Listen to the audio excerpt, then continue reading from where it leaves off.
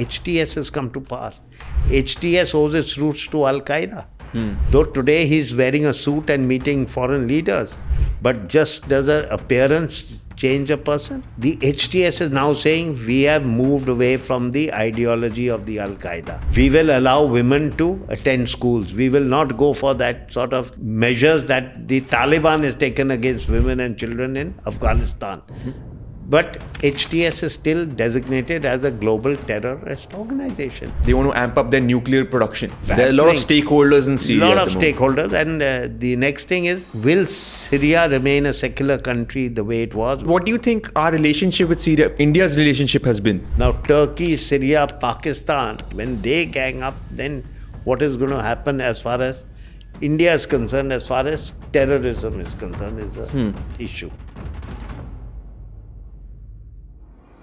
Today we have with us Major General Jagatbir Singh, an army veteran and an expert on conflict resolution. And together we discuss an important situation in West Asia, that is the ousting of Assad regime from Syria. We try to lay down different stakeholders, the possible scenarios and the role of external powers in this ousting. From Russia to Iran, to even their biggest adversaries Israel. What kind of role do these external players play in this conflict? We deep dive on this subject with General Jagatbir Singh. So without further ado, let's get started.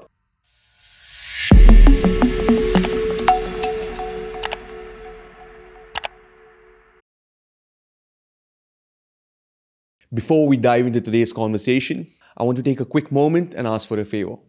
We noticed that 93% of you who watch our content regularly aren't subscribed yet. My promise to you is simple. If you hit that subscribe button, we'll keep working hard to bring thought-provoking conversations, incredible guests, and the topics you really care about the most. It is practically free for you, but it makes a huge difference for us, helping us grow, reach more people, and bring even better content your way. Thank you for supporting. It means the world to us.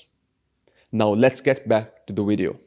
Major General Jagatbir Singh, welcome again on Dive for Publisher, sir. Thank you very much, Shivam. And before we proceed further, I'd like to wish you and all your viewers of this podcast a very, very happy 2025. Thank you so much, sir. Means a lot. Wishing you and the family as well. Thank you. Always a pleasure to speak with you, sir. It's lovely being with you and in this wonderful environment and discussing such important contemporary topics. So while before we started today, we were discussing what we could talk about. Yeah. And you said there's not enough clarity on the subject of Syria in West Asia. No, I never said there's not enough clarity. I said that suddenly Syria has come to the forefront. Everybody was focusing on Israel, on the Palestinian issue, on Iran. And Syria was dormant, lying dormant for a while.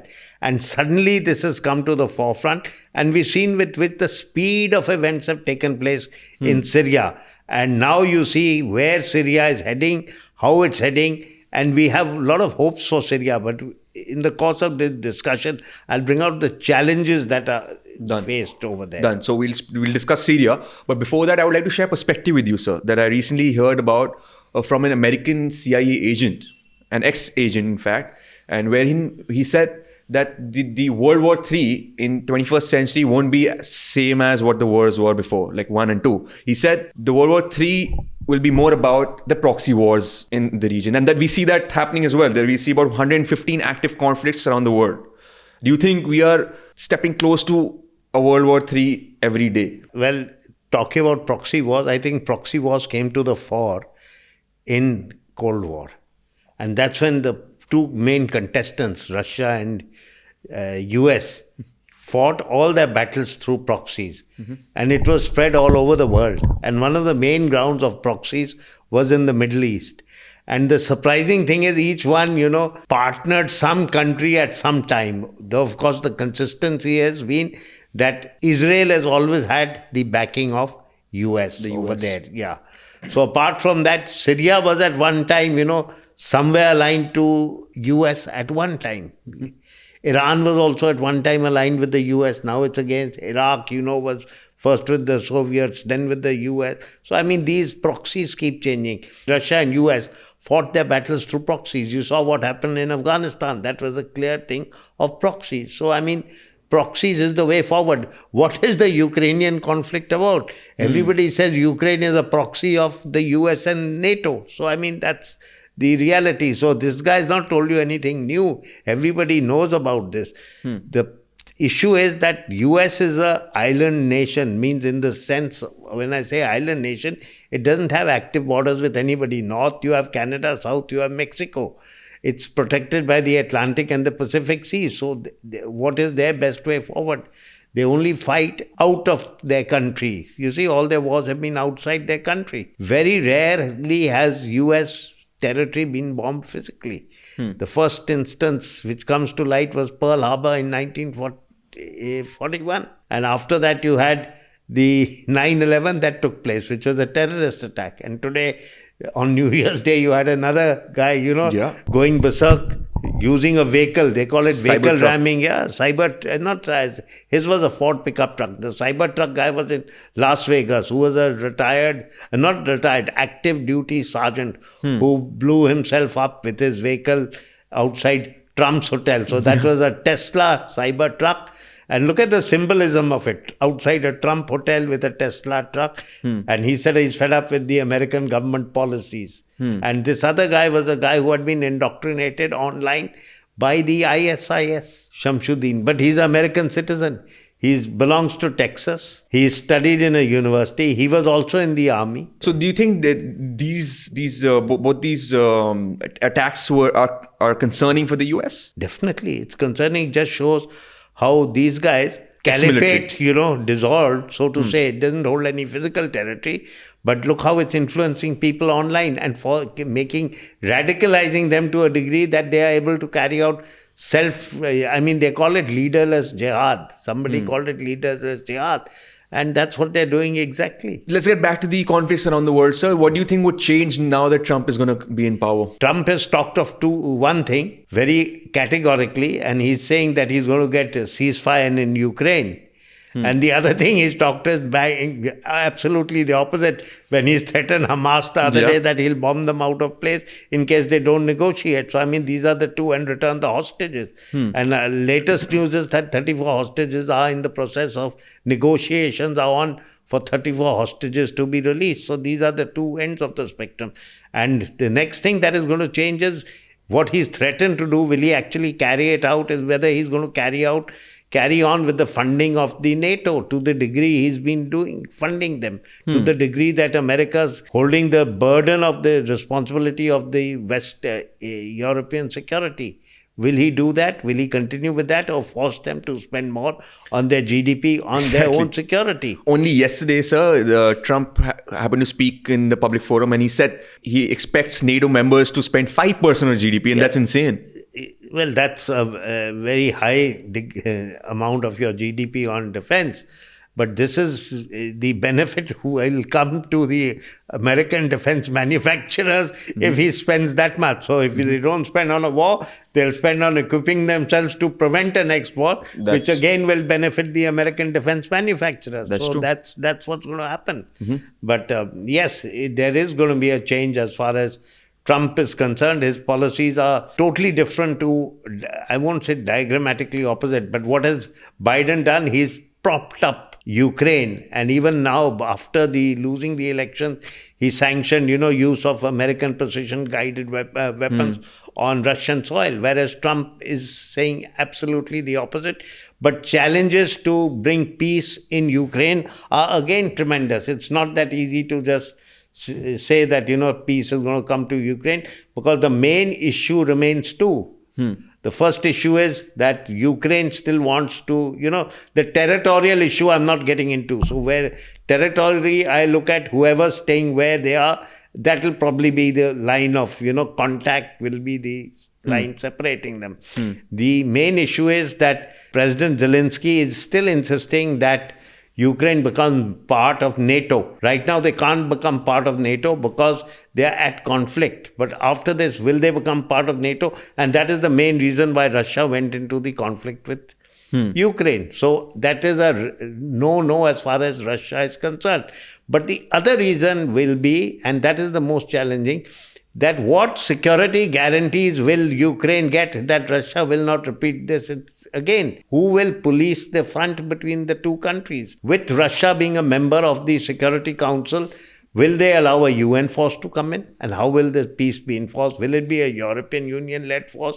Will it be a US-led force? In this manner, would European and US troops come onto Ukrainian soil?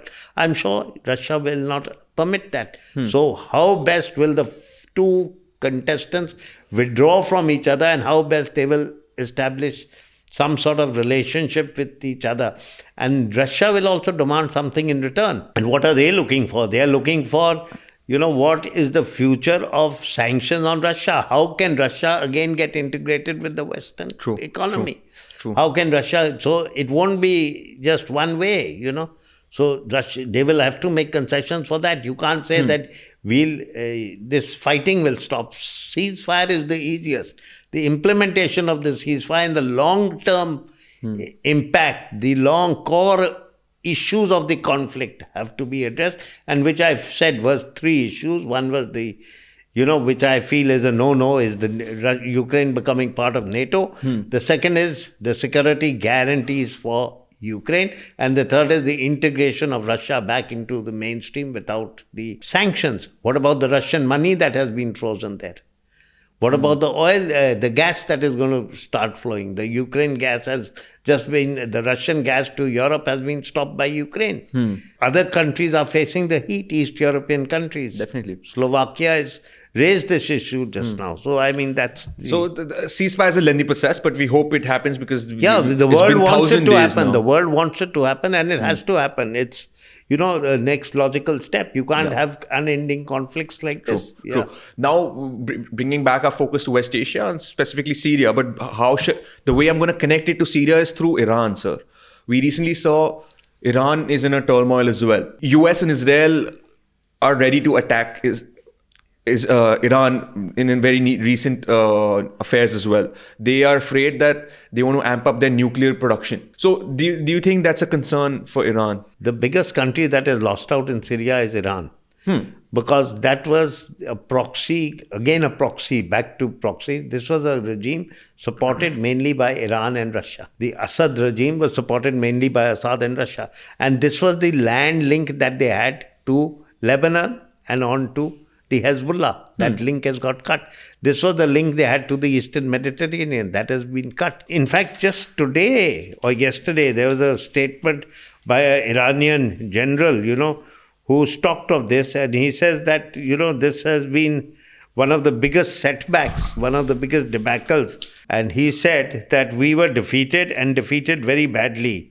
We have taken a very big blow and it's been very difficult. So that's something which is there for Iran. So that's what I Iran has been weakened in two manners now all of a sudden. One is by the targeting of the Hezbollah in Lebanon. And now this. So now who are they going to concentrate? Where are they going to concentrate? Next option, as far as I see it, is they had Hamas is also nearly, suffering extreme casualties in Gaza. So now the only hope is the Houthis and the Iraqi militia which are there. So Iraq is still under the control of their Shia majority which is there. So Iran has a toehold over there. So this is something that must be seen. What happened with the Assad's government? It was Iran's and Russia's, because they stepped away as well. So does it mean... I think Russia stepped away at one point. Iran stepped away at another point. Russia had stepped away earlier, but Russia had interests still in Syria. It's got an air base in Latakia. It has a naval base in Tartus. It had far more troops over there. And of course, they've given shelter to the President Bashar al-Assad. So, I mean, Russia had been in Syria for a long time. So, Russia and Iran were the two main players which were supporting the government of Assad. But the support to the others is what is interesting. The support to the HTS and to the SNA, Syrian National Army, was from the Turks in the north. So, Turkey has become a major winner in the conflict in Syria. And the other support to the Syrian Democratic Forces, which is the Kurdish-led force, is from US. And they control eastern part of Syria, where the oil reserves are. So that's another thing. And I've also written in an article once that there's a proposal for a gas pipeline to go through Syria to go to Europe. And Assad had put his foot down on that. Maybe that will get revived now. But Syria has been a decades-long conflict. The Assad regime has been in place for 53 years. President Bashir has been there for 20 years. And they've been holding out with the help of, and you must understand, Syria is a very secular country. It was part of the Ottoman regime earlier, Greater Syria, So I won't go into the history, how it changed and what happened. But the majority of the Syrians were Sunni Muslims, 74%. The next highest percentage are the Shias. And out of the Shias, the biggest group is the Alawites, and Assad belonged to the Alawites. Apart from that, they have a huge Christian population, they have a Kurdish population, they have Assyrians, they have Orthodox, Christians, so it's a mix. It was a very secular sort of country. Now, who has come to power? HTS has come to power. HTS owes its roots to Al-Qaeda. Though today he's wearing a suit and meeting foreign leaders, but just does an appearance change a person? Does an appearance change an ideology? Does appearance change thinking? You've seen what happened when regimes fell in, Libya, in Iraq, in Afghanistan. Afghanistan, here now what? West has reached out to these people. Unlike Afghanistan, they started reaching out. The French foreign minister, the German foreign minister have both been there. Barbara Leaf, the Assistant Secretary of State for US, has visited Damascus. They've talked of removing the bounty on Al-Jolani's head, but HTS is still designated as a global terrorist organization. And President Biden, in a correct decision, has pended lifting that sanction till President Trump comes to power. That's the thing. So but they're still engaging in talks with... Yeah, they're engaging in talks, but officially they are still designated as... And the problems are a lot. You see, it's not that easy. As I said, there are 3-4 groups there. So the SDF, Syrian Democratic Forces, which are the Turks, their main group is YPG. And the YPG is a part of the PKK, which is the Kurdistan party in Turkey. Now, US and NATO and Turkey are both partners of NATO. Both should be on the same side. Yet, US is supporting YPG. Turkey has designated that as a terrorist organization. Turkey does not wants to eliminate YPG. Earlier they said there were 900 US troops. Now they're saying there are 2,000 US troops stationed in that part of Syria. So one part is controlled by them. Then you have the Syrian National Army and the HTS, which control a lot of area. And the Syrians, this comes under Turkey. The Turks had also moved into parts of northern Syria earlier. They had, HTS was in Idlib. So they were controlling that. Then the third player you have is Israel, which has taken advantage of the turmoil over there and expanded the, ceasefire line of, thing which was existing since 1974 in Golan Heights.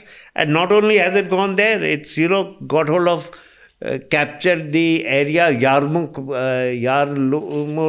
River Basin and the dam on that, which controls the electricity to Damascus and the water to flow to Jordan. Israel is not going to move out in a hurry. So you have parts with Israel, parts with Turkey, parts with the US, and then you have the HTS. So just look at the Israel issues. was quite swift in attacking a lot of different... Israel was swift in attacking different areas. So the issue back is that the HTS is now saying we have moved away from the ideology of the Al-Qaeda. We will allow women to attend schools. We will not go for that sort of measures that the Taliban has taken against women and children in Afghanistan. But will Syria remain a secular country the way it was? Will all these, communities which I talked about, it's a very old civilization, still continue to exist peacefully? So these are all problems. They've already talked of banning of alcohol. And there were images of, lots of liquor shops being destroyed. So, this is there. So let's see what happens. It's going to be very interesting. As I said, that the dam was Al-Wahada Dam, which Israel occupied, and the Yarmouk River basin. That river flows into Jordan. So they've taken that. Israel is exploiting any opportunity to make sure that the next Syrian, government is essentially demilitarized. So it bombed its ships, it's attacked its aircraft, it's attacked some military installations. There were reports that it attacked an installation where they make missiles. So, all this Israel is doing to take advantage of the flux in the region. Syria was always a moderate country, but today let's see what happens. So there's going to be a problem. Will there be a problem between Turkey and Israel now? Incidentally, Assad was in talks with Turkey to gang up with the Turks to defeat the SDF, which are the Kurds. So, these all multiple games keep happening. There are a lot of stakeholders in Syria. A lot of stakeholders. And the next thing is the economy was weakened.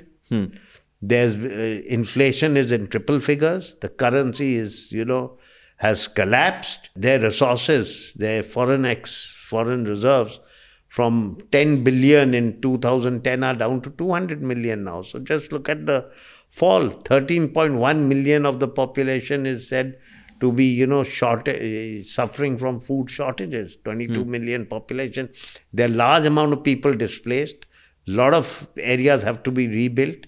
Will the population that has gone out come back again? So these are all problems over there. Do you know that they were even manufacturing a medicine to prop up their economy, which they were selling to the Gulf, which is an addictive medicine, almost like a drug, and they had got God knows how many million from that.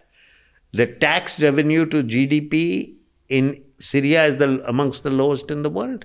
So they need to have tax reforms. They need money. They need to rebuild.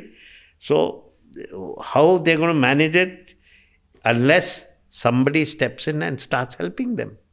So does Turkey have that kind of money to help them? Does US have that kind of money, wanting to spend that kind of money? And does Russia will not get involved? Neither does Iran have that kind of money. So there's something that has to be seen. So there are a lot of views on this, whether there's a good move, whether it's a bad move, what are the issues involved. So, pessimists say that the future of Israel is, what is it going to be like the rest? There'll be looting on the street. There'll be divisions in the population. There'll be, instability. There'll be violence. Extremists have come to power. Whereas optimists are saying that, the brutal regime of Assad has been removed. It's a Syrian people-inspired movement. And you've removed a dictator and you've eliminated, for the Americans, you've eliminated two important players from the region. You've eliminated Iran and you've eliminated Russia. So as I said, people have reached there. They've said that there's going to be no elections for the next 4 years, after which they'll hope the country will stabilize. But if there are no elections, will the West step in and, help them over this 4 years? Or look at HTS as a dictatorial or, terrorist regime for 4 years and not give any help? So they need assistance. They are talking of holding a national dialogue conference. No dates have come up so far. So that's another challenge. And there are, a lot of challenges that are there. One I talked to you about the face of the country. The other is rebuilding the country. Third is the Kurdistan problem. And then is the gas pipeline. So the Iran, Turkey, Israel. So you can't have Israel fragmented and broken up into other things. So basically it just tells you that all these interconnected conflicts are increasingly unpredictable, and Syria seems to have crumbled under the weight of its own problems, own failures and over the years. So it's a tectonic shift that is taking place in this region, and the effects are going to be felt for some time. You mentioned a lot of problems, but the most fundamental problem is the problem of leadership. There's so many stakeholders who wants to come in power, and you said there won't be elections for the next 4 years. So but right now the leadership is not a problem to that degree, because what has happened is that the HTS has come out predominantly. It's a Sunni-backed party. It's come out predominantly as leadership. But what I'm saying is that... Are they ready for it? One is, are they ready? They are a terrorist organization, basically. They are a designated global terrorist organization. Look at the way the Syrian army has melted, and they've appointed leaders from this as high, ranking officers in positions of power, including some who are foreigners. That's one thing which is there. So what do you do with this? Secondly, as I brought out in my discussion with you, Shivam, that there are various parts of Syria which are still not under control of the HTS. Those people have problems with them. And there are still reports of Assad's, people... not influence, his fighters or the people who belong to the army engaging with, But I thought they were now a part of STS now. No, not all of them. Because a lot of his people owed their allegiance to Shias, to the Alawites. So that's there. And there have also been clashes. Lately, there was a clash between the SDF and SNA. So, yeah, there has been a problem. But what do you think our relationship with Syria, India's relationship has been? How was India's relationship with Assad's government? India had a very good relationship with Assad's government. I mean, so we were very friendly with Assad's government. We had an embassy there in Damascus. We had old ties with them. We were cooperating with them in various fields. We had trade with them. So that was there. But what is our future with the new government? That is the problem, you see. So as far as India is concerned, we always are friendly with the people of Syria. So we'll help them as far as medical goes. We'll help them as far as food goes. I mean, that's what I feel. But how much will you reach out to the HTS? And whether the HTS is now going to act as a breeding ground for terrorism around the world is the biggest concern of India. So whether this influence will affect, people in Afghanistan, whether this will affect people elsewhere, because the problem in Afghanistan also today is the Taliban is anti-ISIS. Now if the HTS is pro-ISIS, it will lead to greater instability there. So I mean, so will these people start getting funded through Afghanistan? And if Turkey's got a major role and gain in Syria, now Turkey, Syria, Pakistan, when they gang up, then what is going to happen as far as India is concerned, as far as terrorism is concerned, is an issue. So as a strategist, are you able to find out any lessons for us from this particular conflict in Syria? So the first lesson that comes in place is that governance. So, you need to have some sort of form of governance in which you look after the interests of everybody. And you cannot be dictatorial. So if you're running a government in a secular country, you have to have that in mind. And only then you have to focus on development, you have to focus on education, you have to focus on building up infrastructure, you have to focus on your institutions. The minute you let those weaken, in the manner in which Assad let it weaken and had a dictatorial regime, a country, the people suffer, and after a time, the country, of course, suffers, and then the individual. You see what happened to Assad. He had to be removed. And I mean, he had to flee, and he was overthrown. So this is a problem. Civil war is terrible for any country. So I don't wish any country to undergo civil war to the degree that they've gone through. The second is, look at the way the Syrian army has collapsed. It just melted. That's a lesson for it. We've seen it in Afghanistan. We've seen it here. So you have to have that. Thirdly, they were dependent entirely on Iran and Russia. So back to what I say, that you have to have your own strength, your own capabilities. You have to develop your own hard power. And otherwise, you'll just be dependent. And the minute somebody removes the rug under your feet, your regime cannot stand. So that's a very, very clear lesson that has come out from this. So, I mean, this is something that is there. And thirdly is the issue of, dealing with all these people around you. So you have the Kurds. How do you manage their problem? You can't just suppress these problems. You have to deal with it, come to a solution, and then you can, focus on your peace, stability, and security of your country. So these are some things that come to my mind. Got it, sir. Lots needs to be done in Syria. Are you hopeful for their future? One should always be hopeful for the future of any country. One wishes the people well. But I see presently that the problems are far greater and they are not insurmountable. But has to be some sort of democratically elected person in place, and then you have to start the process of this. Will the HTS be able to govern? Yeah, Yeah, the capability is the issue Yeah. here. The credibility has been erased Yeah. in most countries, but it's about the capabilities. Yeah, and now look at the displaced person. The previous Syrian opposition was abroad in Europe, in America, in other parts of the Gulf.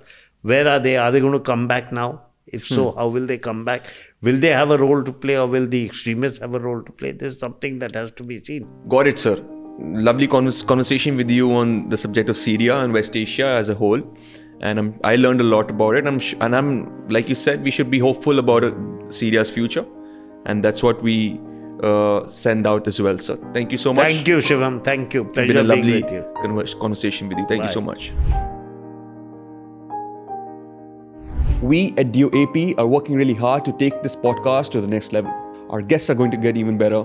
Our production quality is going to get even better. And hopefully, I'm going to get even better too. Most importantly, we are committed to being consistent and continue to do what we love the most. Until then, keep reimagining yourself and know that the power of change lies within you. Jai Hind.